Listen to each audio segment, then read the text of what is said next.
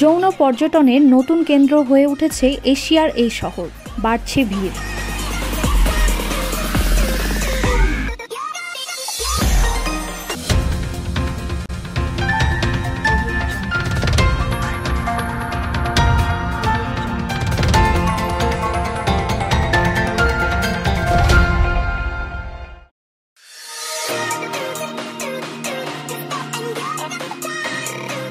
যৌন পর্যটনের নতুন কেন্দ্র হয়ে উঠেছে এশিয়ার এই শহর, বাড়ছে ভিড়।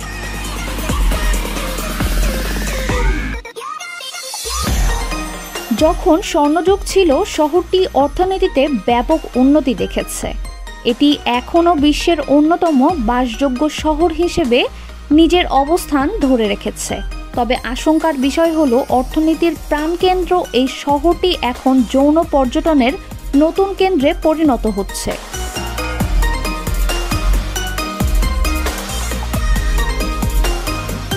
অনেকের ধারণা হতে পারে এটি থাইল্যান্ডের রাজধানী ব্যাংকক, তবে তা নয়। শহরটি হলো জাপানের রাজধানী টোকিও। অনেকে এই ক্ষেত্রে টোকিওর নাম শুনলে অবাক হবেন। তবে অর্থনৈতিক সমস্যা থাকায় শহরটির অনেক নারী এখন যৌনকর্মীর পেশা বেছে নিচ্ছেন।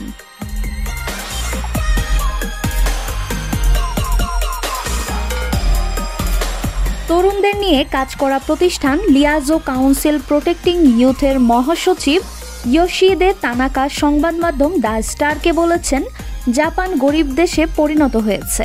আমাদের সংস্থার পাশের পার্কে যৌনতা বেচা বিক্রি হচ্ছে।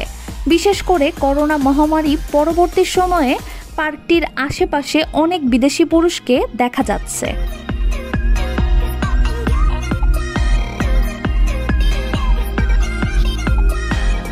তিনি আরও বলেন, আমরা এখন অনেক দেশি বিদেশি পুরুষদের দেখছি।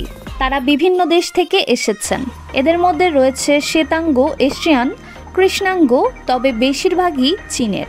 20 বছর বয়সী উঠতি তরুণেরা জীবন ধারণের জন্য সেক্স ইন্ডাস্ট্রিকে বেছে নিচ্ছে।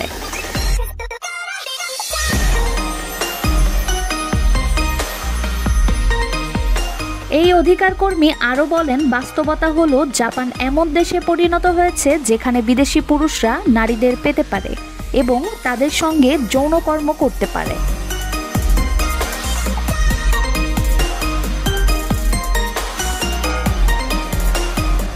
বিষয়টি এখন গুরুতর সমস্যায় পরিণত হয়েছেন বলে জাপান টাইমসকে জানিয়েছেন দেশটির প্রধান বিরোধী দলীয় নেতা কাজুনোরি ইয়ামানোই।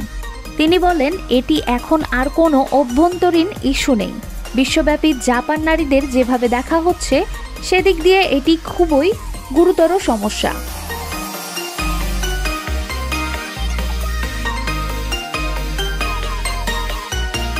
এই সেক্স ইন্ডাস্ট্রির সঙ্গে জড়িত আছে কিছু চক্র, যাদের বিরুদ্ধে প্রায়ই অভিযান চালাচ্ছে দেশটির পুলিশ।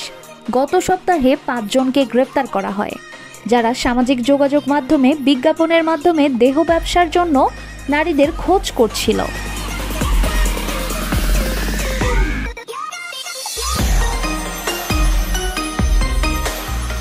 করোনা পরবর্তী সময়ে অনেক নারী ঋণে জর্জরিত হয়ে পড়েন। এছাড়া অনেকে হোস্ট ক্লাবে খরচের জন্য দেহ ব্যবসার সঙ্গে জড়িয়ে পড়েছেন বলেও প্রতিবেদনে উল্লেখ করা হয়েছে।